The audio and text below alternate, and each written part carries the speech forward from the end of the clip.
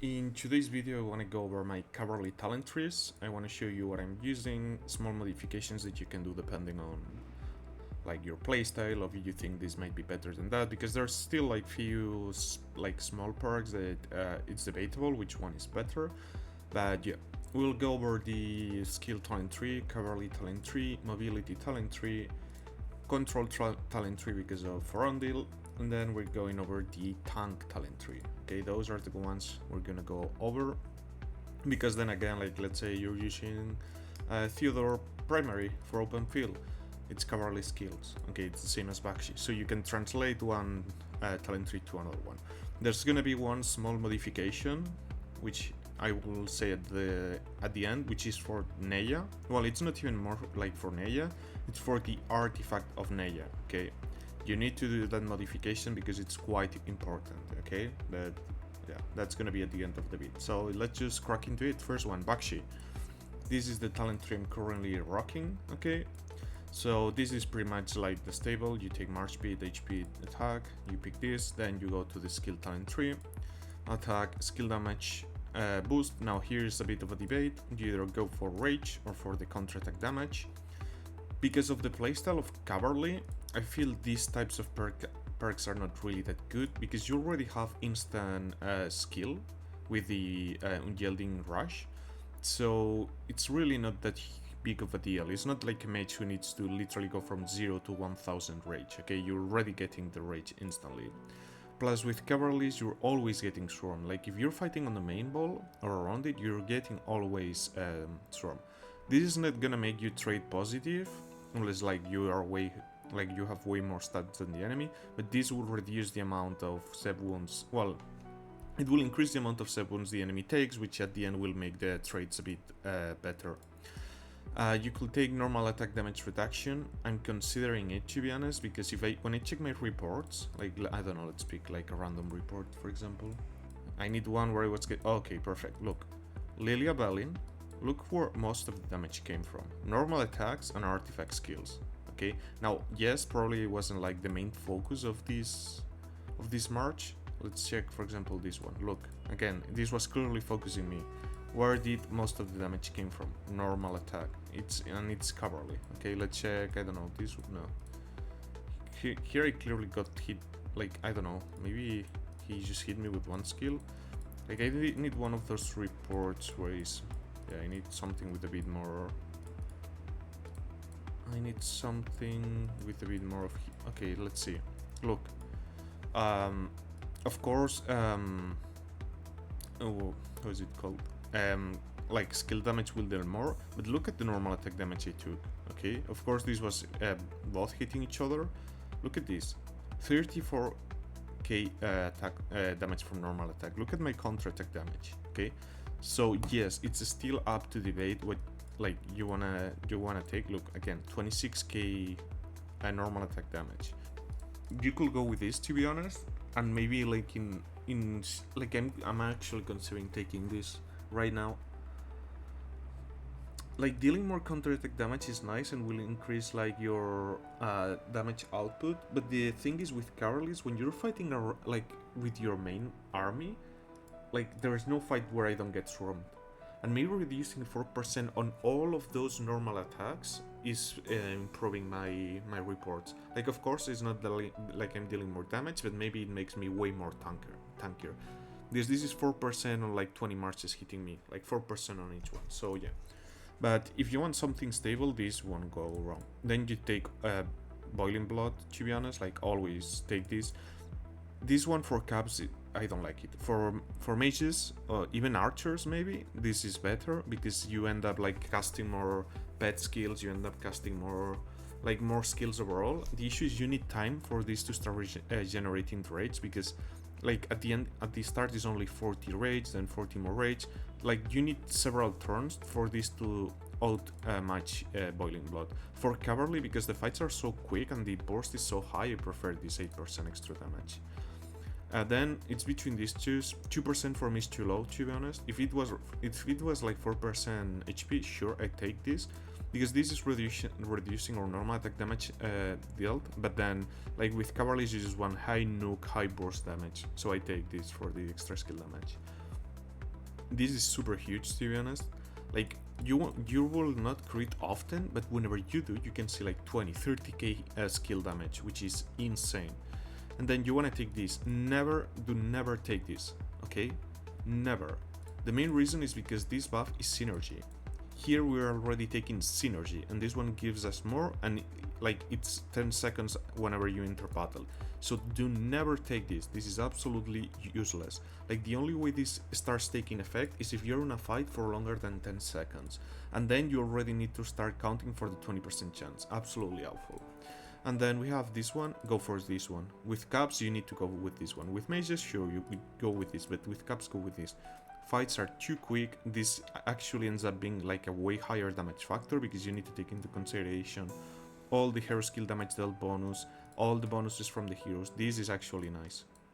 Then we move into Cavarly. Of course, we take March Speed. Now here, like most of the people go with Cavarly physical attack bonus.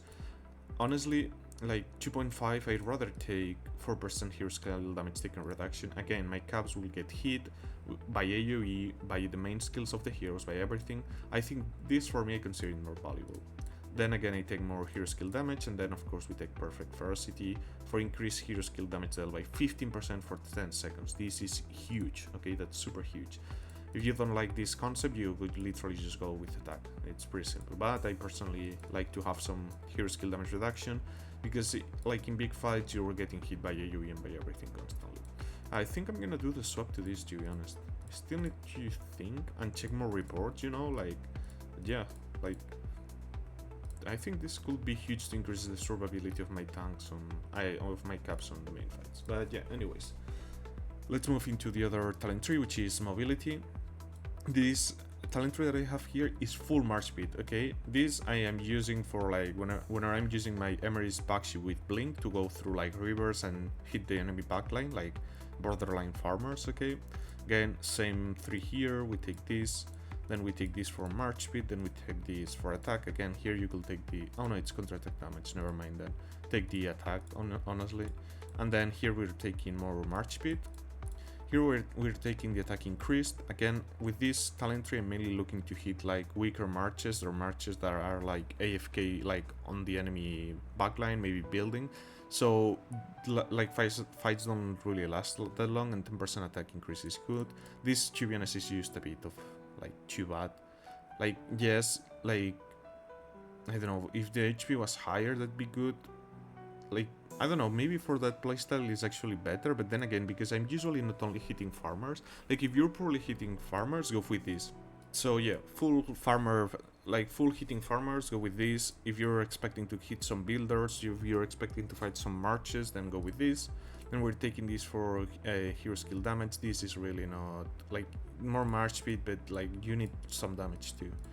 Then we're taking this, increase your attack. 1% is too low, but like, look, at least it's the combination of attack plus march speed. Plus we're taking this. This is important because if you're running like behind the enemy lines and suddenly you get intercepted by another march, like the march speed reduction is borderline neglected, okay? Like, this is huge to not get stuck and suddenly just swarm. And then we take this 250 damage factor. The issue is 10-second cooldowns is quite high. Then again, the enemy needs to already be below 50% HP. Yeah, units remaining. This, I don't know, like why do you want march speed whenever you cast your artifact, unless you're like using, I don't know, like spring feathers? Like, I don't know, this for me is not worth it. Then again, more march speed here. Here it's the same, because this is usually more on the, like, not main murder ball. I think you go with attack, a bit extra damage. Like this, you shouldn't really be getting swarmed. If you do, that's bad positioning from you. Then you take the hero skill damage, and again you take the synergy from here. I add 1 point here because it's a low percentage, it tends to give you more. Like, for example, I could put it here, but well, like, I don't know, 1% more damage dealt to marksman. You know, like, this is more, like, overall it will always work, while this is only if you hit marksman, for example. Or like, I don't know, like 0.8% counter-attack damage reduction. Like, in theory with this one, if you're lucky, you can literally proc it non-stop because it has no internal cooldown. So that's my talent tree for mobility. Well, I'm gonna show you one more. Right. So if you want to use Emery's primary, I recommend you this for actual PvP. The PvP talent tree is actually super good, okay? And this has like, how much March speed is this? Like 6, 15, that's 21, 31, 41 March speed, which is quite nice and high. This one has like 6%, 16, 26, that should be 26, 41, so it has the same. It has the same. The only issue is that you're missing, for example, this, so you can really not be intercepted. Yeah, both will work, to be honest. Like, this is probably giving you, like, I test them. This is what gave me better results in like 1v1 scenarios, but then again, if an infantry stops you, you're kinda cooked because you don't have this passive here to reduce the debuff on you regarding March speed. And then as you can see here, I do have, because I use this one for more like a brawler PvP style. But yeah, you can use both with Emery's, to be honest. My recommendation, full hitting farmers, go with this one. If you're gonna like fight some stronger marches, go with this one. Well, Forandil Turn 3, okay, I'm just gonna say that I literally recorded all of it and it's just gone all of the way because, look, thanks to Untouch in Code Discord, he gave me a lot of valuable information, okay, that I'm gonna provide in this video regarding Forandil. I think this is by far the hardest talent tree to pull out because of the pet. If we check Forandil's pet, which is the Berserk Feedrake, it works with the debuffs on the enemy, okay, and these already started to bring a lot of questions for me, okay. First of all, this is a total of 3. Initially I thought maybe this was like 1 for getting actual cowardice, and then this gives like an extra 3, a total of 4 debuffs stacks, but no, this is a total of 3 debuffs, okay, so that's it. Now, with that out of the way, what's the issues with the debuffs? So for example, one of the questions I had is, if I'm like in this game, debuffs do not stack, you override them. So for example, if you inflict a 15% defense break and then you inflict a 20%, it's not a total of 35%. The 20% will override the 15%. So my question was, do that count as 1 debuff on the enemy, or does that count as 2 debuffs on the enemy? The answer seems to be that it counts as 2 debuffs, so that makes it way easier for Forandil to reach the 9 stacks required for the Berserk feed rate. So thank you very much, Untouch, for this information. So now let's go to talent trees. Options that we have. Okay, I verified 2 with Untouch that this counts as 2 debuffs, so but the issue is only 2 in this tree, it's not really worth to push. So to be honest, we need to go with the control talent tree with Forandil. That's my opinion, to be honest. Now, we need to reach 9 stacks constantly to maximize the DPS of our pet, okay? And we know that overstacking is bad, but at the same time is good. It's bad because we don't really get any new effect, but it's good because it helps us reach those 9 stacks super easily, okay? So the first thing we need to analyze when doing this talent tree is what are we paying for, like what are we pairing Forandil with? The regular pairing is with Theodore. Now, I don't like to do this pairing because Forandil needs to be primary. And the main issue is, 1, this has a massive HP debuff that will increase the damage, so I'd rather have Theodore primary. And secondly, he has the skills talent tree, which is literally the most like optimal thing for Cavarly for damage output, okay? If you're trying to be quick, then it's not, but for raw damage output, this is the best one. So this already creates a bit of a conflict. So I came up with this idea, Forandil Alistair. Why? This has a debuff that you cannot get from anywhere else, which is reducing the counterattack damage dealt by the enemy. So in theory, this will give us, like Alistair is giving us the same amount of debuffs than Theodore. So for a 2-march setup, which I have like in Season 2, of course I'm gonna use Forandil Theodore, because I do believe a Theodore 5511 is gonna outperform Alistair. But the moment I can bring like 3-camp marches for Season like 2+, I'm gonna be doing, for example, where is it? My regular Bakshi Emeries, then I'm gonna be doing Forandil Alistair, and then the question becomes, what do I do with Theodore? Because it's gonna be Theodore primary with something secondary. That I need to figure out. Probably Mushiang, to be honest, because I'm gonna get her in Season 2+ Legendary, okay? So now that we have that out of the way, we know, let's count the debuffs. So we're getting 3 from this skill with Cowardice. Bear in mind this is without considering Forondil Awaken, okay, because Awaken, he has the chance to give us 2 more debuffs, which is huge for the pet. But yeah, this is 3 debuffs, and then either if it's Alistair or Theodore, that's another debuff, so we're looking at 4. Now we need to pull out 5 more debuffs from the talent trees. Okay, let's do the final talent tree for Forondil. Again, I've been thinking about this a lot, and this is the definitive talent tree. I think this is literally optimized to the brim. We go this way, like I swear this talent tree is giving me a headache. So I personally prefer to take this for, I still need to test. To be honest, my order for preference will be, in theory, theoretically speaking, this one, then the counter-attack, then attack. I don't think 2% attack is that huge. This is what I'm currently rocking, and this I need to test. But yeah, counter-attack damage increase is kinda good, and it's showing in my reports. Then I take this, then I take this. Now here comes the funky part. So we put 5 points there, we put 1 point there, we put 4 points there, we put 1 point here. You can do this whatever you want, okay? But the main reason I'm doing 4 points in here is because this is the only place I can get this attack reduction from, while defense I can get from Forondil Awakening. Then we're plotting 5 points in synergy. Sadly, it's only 5%, which is way less than this one, which is 15%. But then again, like, I really don't want to take the heal, okay? Then rather than going the Cavarly talent tree, because we're not gonna, this doesn't benefit us anymore, we're going the PvP route. We take this March Speed, then we take this increased hero skill damage, and then, like, this probably, like, helps you, like, I don't know, it's kind of tricky to be honest. Like, yes, this will probably trigger easier for you, but I prefer to have that extra bit amount of damage. So this will be your final Forondil talent tree. Now, how many debuffs we have? We know we get 4 from Marches, then we have 5, 6, 7, 8, 9, okay? 9, it's not gonna be consistent, okay? This will not be consistent on reaching the 9 mark for the pet. To reach consistently the 9 mark, you need this Awakening, because then again you have 50% chance to apply 2 more debuffs. Like, your odds increase way higher. Not gonna lie, I think this hero might need a better pair for him. Another hero like with another like 2 debuffs, for example, on its kit.